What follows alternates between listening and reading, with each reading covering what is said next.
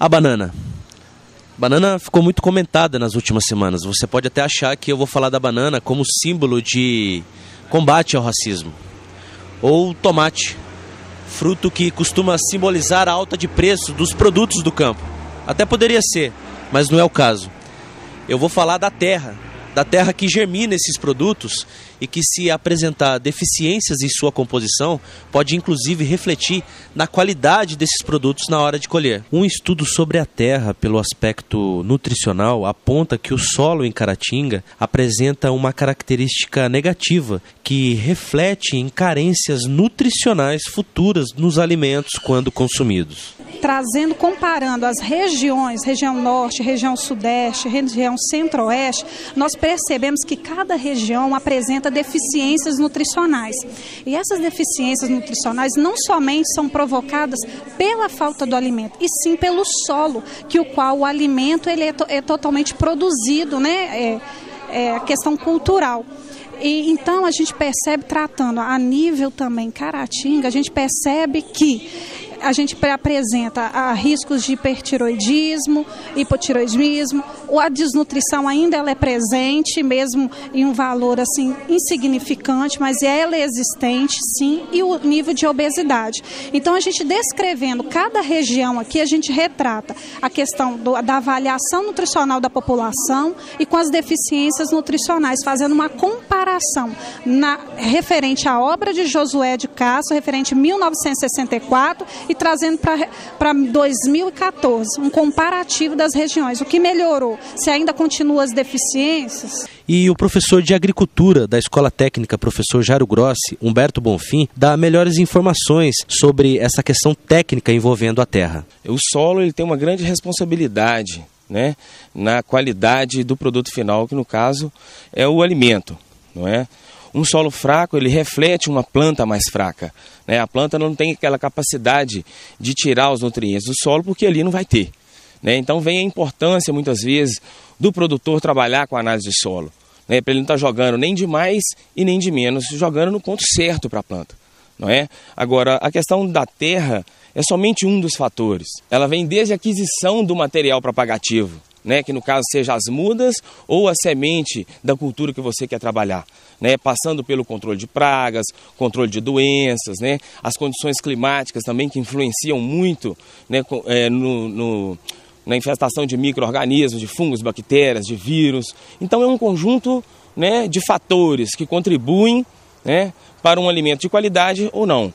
Cabe aí o produtor, né, procurar um profissional técnico, né, que oriente ele da melhor forma possível, para que ele consiga ter uma boa produção, né, uma excelente produtividade, com maiores lucros e qualidade para o consumidor. Existem estudos nutricionais sobre as características de cada terra e alimentos entre as diferentes regiões do Brasil. Nosso foco é Caratinga. No evento Geografia da Fome, baseado na obra de Josué de Castro, grande estudioso sobre a questão da fome no Brasil, envolvendo alunos de nutrição do Centro Universitário de Caratinga, foram levantadas informações técnicas sobre hábitos alimentares e características nutricionais de vários lugares do país. O objetivo? Despertar ainda na formação educacional o interesse pelo tema, sobre a importância nutricional na alimentação do povo, e preparar o aluno para questões sociais sobre o assunto, como o controle de doenças, por exemplo. O curso de nutrição tem um projeto que chama-se Ambulatório de Doenças Crônico Não Transmissíveis, que ele é localizado no CASU. Nós trabalhamos com pacientes, juntamente com estagiários e supervisores nutricionistas, que a gente trata pacientes com doenças crônicas.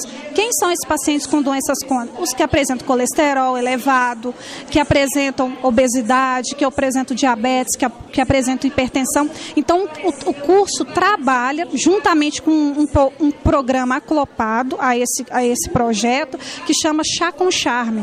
Nesse Chá com Charme, a gente retrata os alimentos específicos para cada grupo referente ao seu estado nutricional. A orientadora da pesquisa, a professora Sávia Mansur, acha muito importante criar a consciência social no aluno, já que será esse aluno, no futuro, que estará auxiliando no desenvolvimento das ações em prol do desenvolvimento de projetos sociais que farão parte da próxima geração. Isso vem de encontro a um acréscimo de conhecimentos. A gente tentou proporcionar ao aluno que ele adquirisse conhecimentos do nosso país, né, das regiões do país. Afinal de contas, nós temos um país de dimensão continental. Então, eles puderam ver como são os costumes, o clima, a hidrografia das diversas regiões do país. E houve uma troca muito grande de conhecimentos realizando esse tipo de trabalho. A senhora tem aqui alunos do primeiro a períodos mais avançados. Deixa um recado de motivação para todos eles aí. Eu espero que esse pequeno trabalho, né, para a gente, que foi grandioso, que possa acrescentar alguma coisa à formação de cada um. Afinal de contas, Josué de Castro foi um ícone na literatura, na medicina, ele era um nutrólogo e ele foi uma pessoa visionária. Ele já falava em globalização, ele já falava em meio ambiente que estava sendo degradado, ele conseguiu ter essa visão naquela época, né? Então, é uma pessoa que eu acho que valeu a pena nós estudarmos, nós fazermos esse tipo de trabalho para todos os nossos alunos, porque afinal de contas não é porque a gente mora na região sudeste que a gente não deve conhecer as nossas outras regiões. Desde os primórdios, depois que o homem aprendeu a tirar da terra o seu alimento, sua vida mudou. Quando começou a dominar as técnicas de agricultura, o homem deixou de ser nômade e passou a fixar-se em determinadas regiões, criando vínculos e raízes, literalmente. Dessas raízes, o Brasil herdou uma capacidade diferenciada de desenvolver sua economia a partir da agricultura. Números bastante positivos colocam o país sempre entre os maiores exportadores da área agrícola. E saber usufruir deste potencial é muito importante. É muito importante os conhecimentos, né, empíricos, né, aqueles passados de geração para geração.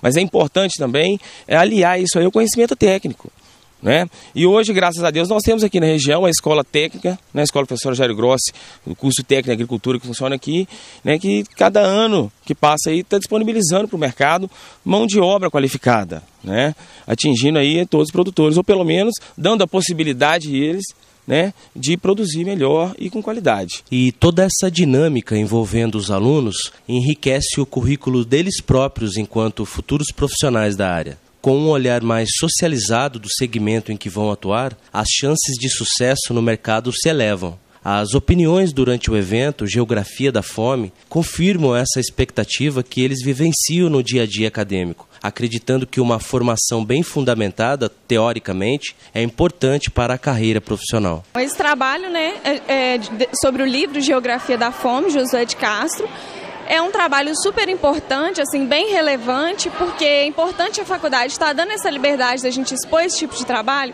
porque a geografia da fome ficou um pouco esquecida, a fome no Brasil, né? Porque aqui na nossa região, por exemplo, a gente não vê falar tanto mais de fome, de pessoas morrendo por desnutrição, né? Grave, severa, mas na região do Nordeste, que é, por exemplo, o meu tema, a minha região, tem muito isso acontecendo ainda, né? Então, assim, o número de pessoas que morrem hoje no país por desnutrição ainda é grave, né? Ainda é muito. E as pessoas esquecem um pouco disso porque é uma realidade que às vezes não está tão perto da gente. O nosso trabalho foi sobre a região sul. A gente fez pesquisas sobre a diversidade cultural, as danças, as alimentações. Então, nós fizemos aqui, todos estão caracterizados da região sul. E fizemos algumas amostras de alguns alimentos que são principalmente da região sul. Me fala o que você achou de mais interessante no desenvolvimento dessa pesquisa. A forma que eles abrangem, porque lá a 80% da economia do país se encontra na região sul. Além do mais, lá está a grande diversidade alimentar do Brasil. Então, tipo assim, lá é um lugar turístico, é um lugar que tem danças diferenciadas, os estilos de roupas, alguns são diferenciados. Claro que estes são só exemplares, não é o cotidiano, mas é assim, da cultura deles, do ritmo deles. Então, a gente procurou informações e vimos que as coisas lá são bem diferentes da nossa cultura, por isso que foi muito atrativo para nós. Nosso período, o terceiro período, pesquisou sobre a região sudeste. Aí cada grupo teve seu assunto, né? No caso, o meu grupo foi a gente pesquisou mais sobre os alimentos e as carências da região sudeste. Teve grupo que pesquisou sobre a economia, a geografia da região sudeste. E com esse trabalho a gente descobriu que a região sudeste é uma região muito rica.